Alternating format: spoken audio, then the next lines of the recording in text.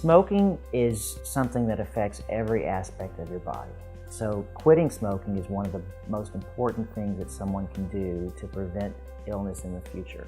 Someone who is a smoker has probably been a smoker for quite a while. It's part of their being. So we know that that's not something that most people can just quit cold turkey suddenly. What I explain to patients is if it takes a year to quit smoking and you've been smoking for 20 years, then okay, that's fine. You'll be a non-smoker in 1 year. So I think that they increase the likelihood, and we can get them to be more successful if they buy into that quitting.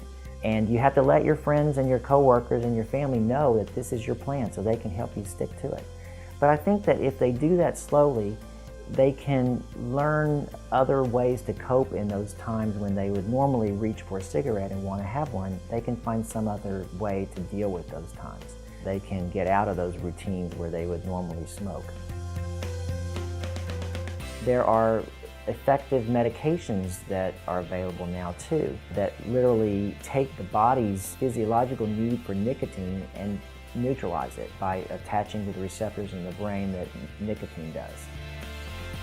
Being successful at stopping smoking is somewhat like a marathon. You don't just make up your mind to run a marathon in 2 weeks. You have to train for it. You go out and you do different length runs, but you prepare yourself. Quitting smoking can be thought of as preparing for a marathon. So you do have to prepare yourself and get yourself mentally ready to make that decision to say, okay, I am wanting to quit. When I ask patients if they would like to quit smoking, most of them then admit, well, you know, if smoking were not bad for me and didn't make me have bad breath and didn't cost me a lot of money, I would probably choose to continue smoking. But those are not true. That it is bad for you and it will affect every aspect of your health.